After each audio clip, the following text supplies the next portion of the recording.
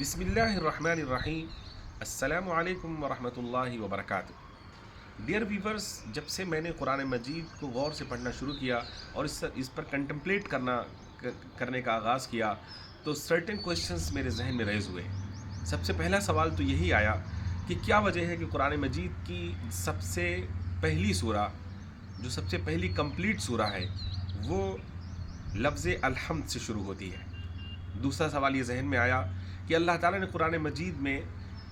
یمن کے ایک حکیم کو انٹروڈیوس کیا ہے اور یہ بتایا ہے کہ وہ بہت وائز پرسن تھے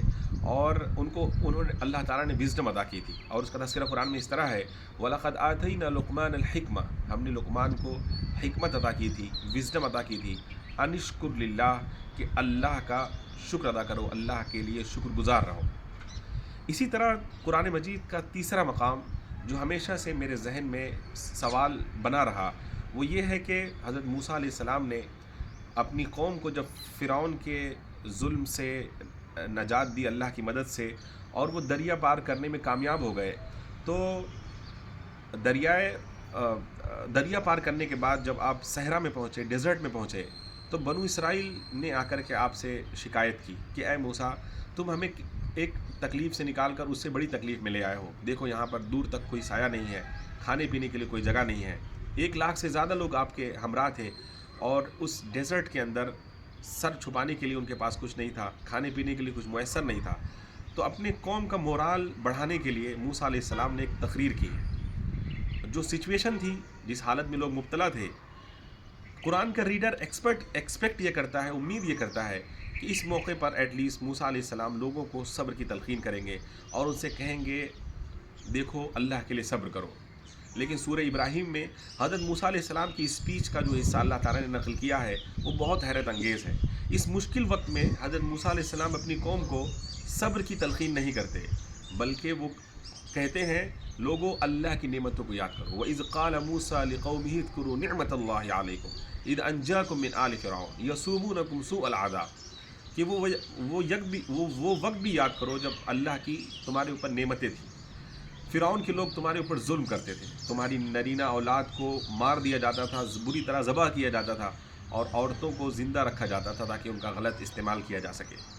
قرآن مجید میں یہاں بتایا ہے کہ موسیٰ علیہ السلام نے ان کا پاسٹ یاد دلایا اور بتایا کیسے جو سولجرز تھے وہ تمہارے گھروں میں گھستے تھے، تمہارے بچوں کو ٹارگٹ کرتے تھے، تمہاری عورتوں کو نشانہ بناتے تھے، اور جو ظلم و ستم تھا وہ کس طرح بڑھا ہوا تھا، کیسے تم سلیوری کی لائف گزار رہے تھے۔ تو اللہ تعالیٰ نے تم کو وہاں سے نجات عطا فرمائی، یعنی انہوں نے اس بات کی طرف توجہ دلائی۔ حضرت موسیٰ علیہ السلام کی اسپیچ میں یہ حکمت ہے کہ انہوں نے ایک میسج دیا اپنی قوم کو کہ اگر تم اللہ تعالیٰ کے فیورز کو یاد نہیں کرو گے، جو اس کی نعمتوں کو یاد ہے اس کو نہیں کرو گے، اور اللہ تعالیٰ کا شکر گزار نہیں ہوگے ان نعمتوں پر جو اس نے تمہیں پہلے عطا کی تھیں، تو تم صحیح معنوں میں صابر بھی نہیں ہو سکتے۔ یعنی صبر کرنے کے لیے بھی پہلے انسان کا شکر گزار ہونا ضروری ہے۔ حضرت موسیٰ علیہ السلام نے اس موقع پر فرمایا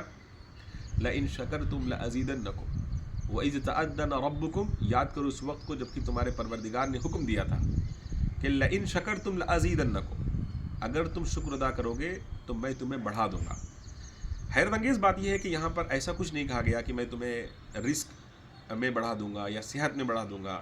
یا تمہیں فائنینس میں بڑھا دوں گا، کوئی تذکرہ نہیں ہے۔ لَأَزِيدَنَّكُمْ، I'll increase you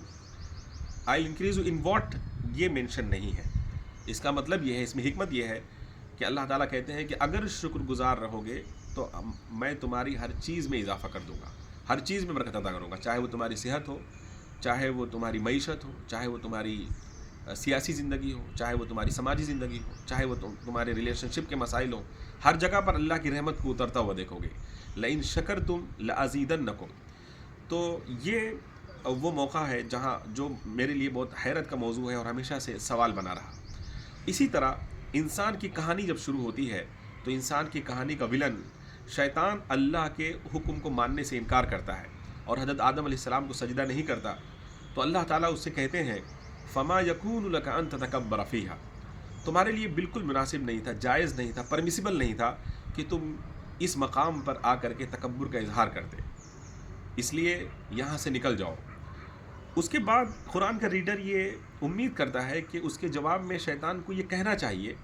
کہ اب میں یہ ثابت کروں گا کہ آپ کی یہ جو اسکیم ہے، یا آپ کا جو انسانوں کو پلانٹ ارتھ پہ بسانے کا پلان ہے، جو ان کو ارادہ اور اختیار دے کر کے آپ ان کو آزمانا چاہتے ہیں، میں یہ ثابت کروں گا کہ وہ بھی اسی طرح تکبر کریں گے جیسے میں نے تکبر کیا ہے. کیونکہ تکبر کی پاداش میں اللہ نے اس سے کہا تھا کہ اخرج منہا فإنک من الصاغرین، ذلیل شخص نکل جائے یہاں سے. تو شیطان کو یہی کہنا چاہیے تھا کہ اب میں پروف کروں گا کہ جن کو آپ بسانے جا رہے ہیں زمین پر اور خلافت دینے جا رہے ہیں، وہ بھی یہی کرائم کرنے والے ہیں. لیکن شیطان نے ایسا نہ کہہ کر ایک عجیب بات کہی. اس نے یہ کہا کہ ثم لآتینہم من بین ایدیہم ومن خلفہم وعن ایمانہم وعن شمائلہم، دیکھنا میں انسانوں کے پاس جاؤں گا، انسانوں کے پاس آؤں گا، ان پر حملہ کروں گا، ان کے آگے سے، ان کے پیچھے سے، ان کے دائیں سے اور ان کے بائیں سے. ولا تجد اکثرہم شاکرین، اور ان کی میجورٹی کو، ان کی اکثریت کو آپ شکر گزار نہیں پائیں گے. حیرت انگیز طور پر یہاں قرآن مجید ایک سینونیم، ایک نیا اینٹونیم انٹروڈیوس کرتا ہے، ایک نیا اپوزٹ ورڈ متعارف کراتا ہے تکبر کا. یعنی تکبر کا جو اپوزٹ لفظ ہے وہ ہے تواضع، ہماری ڈکشنری کے مطابق اور ہماری سمجھ کے مطابق. انگریزی میں اگر کہیں تو ایروگینس کا جو اینٹونیم لفظ ہے وہ ہے ہیوملٹی. لیکن قرآن مجید یہ کہتا ہے کہ تکبر کا اپوزٹ لفظ تواضع نہیں ہے بلکہ شکر ہے. یعنی اگر کوئی شخص اللہ کا شکر گزار ہے تو اس کے اندر تکبر نہیں ہو سکتا، اور جو متکبر ہے، جو ایروگینس میں مبتلا ہے، وہ کبھی بھی اللہ کا شکر گزار نہیں ہو سکتا. اور یہیں سے یہ بات بھی سمجھ میں آتی ہے کہ جو شخص شکر گزار ہے، شیطان کا اٹیک اس پر کامیاب نہیں ہو سکتا. جو اس نے یہ کہا ہے نا کہ میں آگے سے، پیچھے سے، دائیں سے، بائیں سے حملہ کروں گا، مطلب یہ ہے کہ زندگی کی تمام سچویشنز میں ان کو نگیٹو اسپیکٹ دکھانے کی کوشش کروں گا، ان کو منفی معنی دینے میں ان کی مدد کروں گا، ان کو وسوسہ ڈالوں گا کہ زندگی میں پیش آنے والے ہر ایونٹ کو وہ منفی معنی دیں، نگیٹو اسپیکٹ دیں اور اللہ کی رحمت سے مایوس ہو جائیں. یہ شیطان نے چیلنج کیا تھا. آپ دیکھیے کہ چھوٹی موٹی گناہ اور غلطیاں، مسٹیکس ہو جانا کوئی اہم بات نہیں ہے، لیکن شیطان یہ کہہ رہا ہے کہ لا تجد اکثرہم شاکرین، آگے پیچھے دائیں بائیں سے حملہ اس وجہ سے ہوگا تاکہ انسان اپنے پروردگار کا ناشکرہ بن جائے. حاضرین کرام، تکبر ہم سمجھتے ہیں کہ اگر کسی شخص کے پاس بہت زیادہ اچھا مکان ہے اور بہت اچھے شوز پہنتا ہے اور بہت زیادہ وہ ایک لگژریس لائف گزارتا ہے، تو ہم سمجھتے ہیں کہ ایسا شخص جو ہے وہ متکبر ہوگا. اور عام طور پر لوگوں کو کہتا ہوا سنا جاتا ہے، اسے حسد کرتے ہوئے دیکھا جاتا ہے کہ یہ انہوں نے لازمی طور پر کچھ غلط کر کے یہ مقام حاصل کیا ہوگا. جبکہ قرآن مجید اس مزاج کو پوری طرح سے ڈینائی کرتا ہے، اور وہ کہتا ہے کہ اللہ تعالیٰ کی جو نعمتیں ہیں اس کو کس نے حرام کیا ہے، جو جائز نعمتیں ہیں ان سے انسان استفادہ کر سکتا ہے. چنانچہ یہی وجہ ہے کہ حضور علیہ الصلوۃ والسلام سے ایک موقع پر جب پوچھا گیا کہ تکبر کیا ہے، اور ایک شخص نے باقاعدہ مینشن کیا اس بات کو کہ یحب الرجل ان یکون ثوبہ حسنا ونعلہ حسنۃ، کہ انسان پسند کرتا ہے کہ اس کا لباس بھی خوبصورت ہو، اس کے شوز بھی خوبصورت ہوں. تو کیا یہ تکبر کی علامت ہے؟ تو آپ نے کہا کہ نہیں، بلکہ ان اللہ جمیل ویحب الجمال، اللہ خوبصورت ہے اور خوبصورتی کو پسند کرتا ہے. پھر آپ نے دو لفظوں میں تکبر کو ڈیفائن کیا اور آپ نے فرمایا کہ الکبر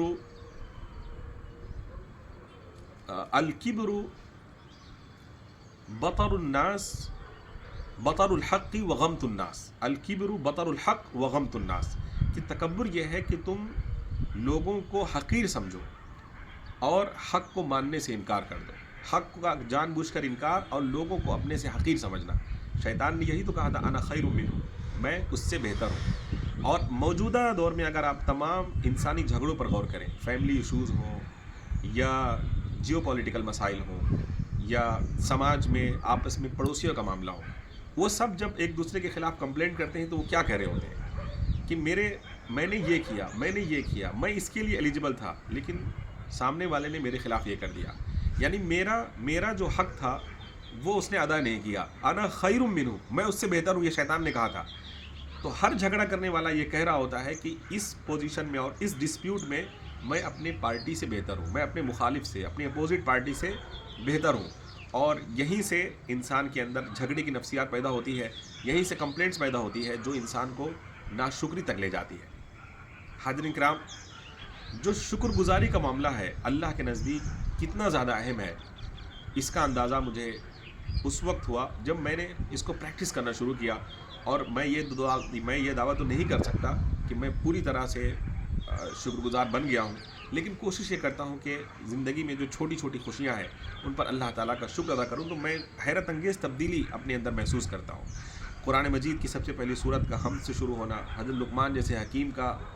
حکمت ادا کیا جانا، اور سب سے بڑی وزڈم قرآن مجید میں بتایا گیا کہ وہ اللہ تعالیٰ کا شکر ہے.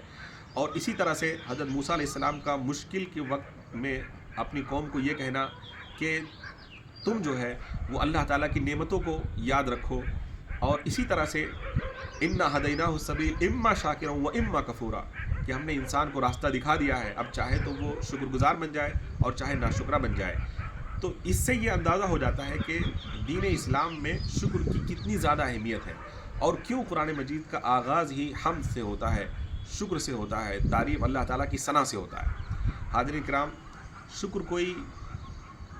مسٹیریس چیز نہیں ہے، اور شکر کوئی معمولی چیز بھی نہیں ہے. اصل میں جو شخص گریٹفل ہوتا ہے، شکر گزار ہوتا ہے،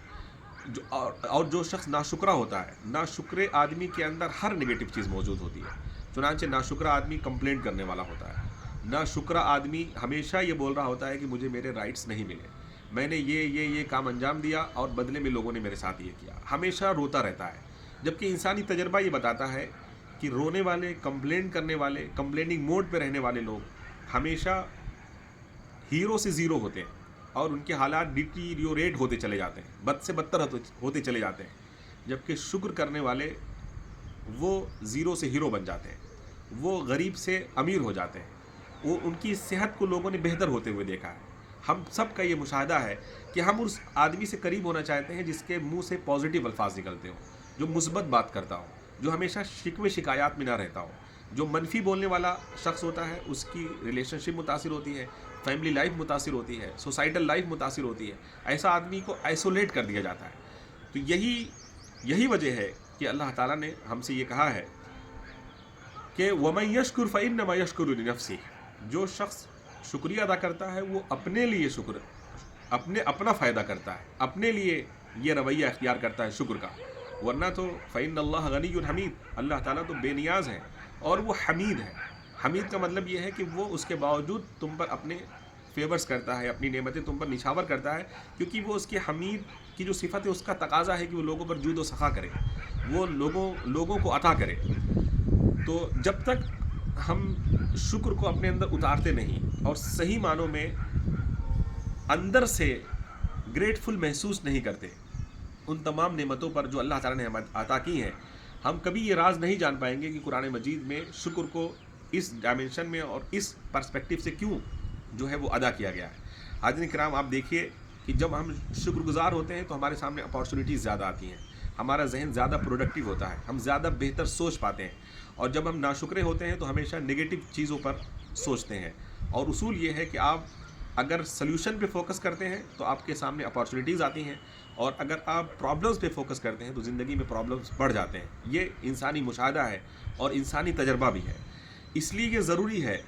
کہ ہم اپنے آپ کو شیطان کا ایزی پرے نہ بنائیں، آسان شکار نہ بنائیں. کیونکہ اگر ہم ناشکری کی اسٹیٹ میں ہوتے ہیں تو ہمارا نماز میں بھی دل نہیں لگتا، نماز مشین کی طرح پڑھتے ہیں. اور اگر اندر شکر ہے، یہ احساس ہے کہ اللہ نے مجھے میری ایلیجیبلٹی سے زیادہ عطا کیا ہے، یہ احساس ہے کہ میرے حق سے مجھے زیادہ ملا ہے، تو اس میرے رکوع کی کیفیت الگ ہوگی، میرے الحمدللہ رب العالمین کہنے کی کیفیت الگ ہو جائے گی. میں جب تسبیح کروں گا تو اس میں ایک زندگی آ جائے گی، لیکن دل شکایت سے بھرا ہوا ہے، کمپلینٹ سے بھرا ہوا ہے، اور اس پر میں الحمدللہ کہتا ہوں، تو یہ دونوں چیزیں کانٹراڈکٹری ہو جاتی ہیں. اور اللہ تعالیٰ قرآن مجید میں فرماتا ہے یا ایھا الذین آمنوا لم تقولون ما لا تفعلون، اے لوگو جو ایمان لائے ہو وہ باتیں کیوں کہتے ہو جو کرتے نہیں ہو. کبر مقتا عند اللہ ان تقولوا ما لا تفعلون، اللہ کے نزدیک انتہائی بیزاری کی بات ہے، انتہائی ناپسندیدہ بات ہے کہ تم وہ بات کہو جو کرتے نہیں ہو. تو حاضرین کرام، ضروری ہے کہ ہم شکر کو تینوں پرسپیکٹیو سے ادا کریں، شکر باللسان، شکر بالقلب، اور اسی طرح سے شکر بالعمل. یعنی دل سے اللہ تعالیٰ کی نعمتوں کا ہم شکر گزار. دیکھیے، جب آج کے دور میں میڈیا کی وجہ سے اور دوسرے ایڈورٹیزمنٹ اداروں کی وجہ سے انسان نے نعمت کا جو کانسیپٹ ہے اس کو بہت نیرو کر دیا ہے، نعمت کے تصور کو بہت محدود کر دیا ہے. عام انسان یہ سوچتا ہے جس کے پاس پیسے زیادہ ہیں اس کے پاس نعمتیں زیادہ ہیں، اور جس کے پاس پیسے کم ہیں اس کے پاس نعمتیں کم ہیں۔ دیکھیے آپ دیکھیے، اور جب آپ قرآن مجید پڑھتے ہیں تو وہاں پر تو نعمت کا تصور ہی بالکل الگ ہے۔ قرآن مجید تو کہتا ہے کہ دیکھو تمہارے اوپر کیسے ہم نے آسمان کو بلند کیا ہے، زمین کو تمہارے لیے بچھونا بنایا ہے، تمہاری نیند کو تمہارے لیے دافع کلفت بنایا، یعنی کہ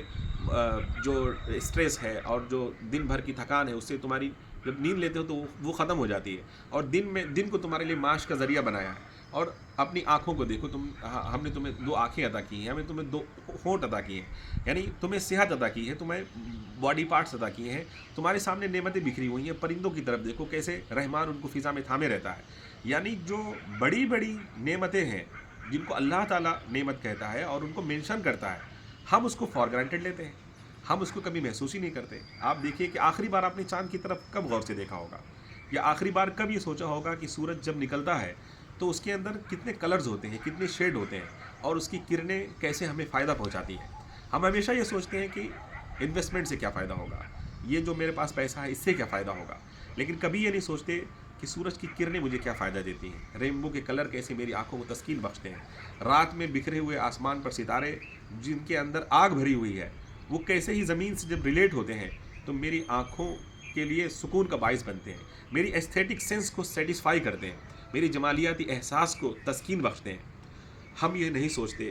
یہی وجہ ہے کہ ہم ہمیشہ ناشکری کی کیفیت میں رہتے ہیں، اور جب ہم نماز پڑھتے ہیں تو اللہ سے کنیکٹڈ فیل نہیں کرتے، اللہ سے جڑا ہوا محسوس نہیں کرتے، وہ کلوزنس اور وہ قرب ہمیں محسوس نہیں ہوتا، کیونکہ ہمارا دل ناشکری کے جذبات سے بھرا ہوتا ہے، کمپلینٹس کے جذبات سے بھرا ہوتا ہے، اور ہم یہ سوچتے رہتے ہیں کہ جتنی ہم نے محنت کی ہے اور جتنا ہم نے ایفرٹ کی ہے اس کے مطابق ہمیں نہیں ملا۔ یہ وہ ناشکری ہے جو ہم اپنے دل میں رکھتے ہیں، اور اس کیفیت کے ساتھ جب ہم الحمدللہ کہتے ہیں تو وہ زندگی سے خالی الحمدللہ ہوتا ہے۔ رکوع کرتے ہیں تو وہ ایک فزیکل ایکسرسائز کی طرح ہو جاتا ہے، اللہ کا قرب ہمیں محسوس نہیں ہوتا۔ اور جس شخص کو اللہ کا قرب اس دنیا میں نصیب ہو، اللہ کی معرفت کا مزہ ملے، اور وہ یہ اس بات تک پہنچ جائے کہ میں صرف پایا ہوا ہوں، اللہ تعالیٰ نے بغیر کسی استحقاق کے مجھے دیا ہے، اس کی زندگی اسی دن سے مختلف ہو جائے گی۔ یہ بات قرآن مجید بھی کہتا ہے، لَإِن شَكَرْتُمْ لَأَزِيدَنَّكُمْ، اگر شکر ادا کرو گے تو اور عطا کروں گا۔ اور اسی طرح سے رونڈا بائرن جو آسٹریلیا کی خاتون نے 2006 میں اس نے کتاب لکھی تھی دا سیکرٹ، لا آف اٹریکشن کے اوپر، حالانکہ میں اس نظریے کو فلی ایکسیپٹ نہیں کرتا ہوں۔ اسی طرح اس کی ایک دوسری کتاب ہے دا میجک کے نام سے، یعنی کہ دا میجک جو ہے وہ شکر گزاری کے اوپر ہے، گریٹیٹیوڈ کے اوپر ہے۔ اور دنیا کے تمام وہ لوگ جو سیلف ہیلپ کے اوپر بات کرتے ہیں اور اس سے ریلیٹڈ کتابیں لکھتے ہیں، وہ سب اس بات پر ایگری کرتے ہیں کہ گریٹفل شخص زندگی میں زیادہ آگے بڑھتا ہے، اس کے رشتے اچھے ہوتے ہیں، اس کی فائنینشیل پوزیشن بہتر ہوتی چلی جاتی ہے، اور ان گریٹفل شخص اگر ہائر پوزیشن پہ بھی ہو تو وہ نیچے آنے لگتا ہے۔ اس لیے حاضرین کرام، یہ ضروری ہے کہ اگر ہم دنیا اور آخرت کی کامیابی چاہتے ہیں تو قرآن کے حکم کے مطابق اپنے دل کو ہمیشہ شکر سے بھرا رکھیں، اور اپنے الفاظ جو ہم استعمال کریں اس میں بھی شکایات نہ ہو بلکہ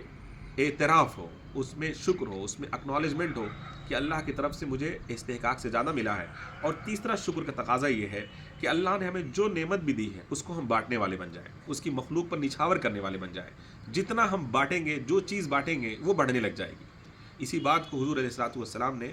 اپنے لازوال اسلوب میں یوں بیان فرمایا، ارحموا من فی الارض یرحمکم من فی السماء، تم زمین والوں پر رحم کرو، آسمان والا تم پر رحم کرے گا۔ اللہ تعالی ہم سب کو اپنے شکر گزار بندوں میں شامل فرمائے۔ تو آپ کا بہت شکریہ، جزاک اللہ خیر۔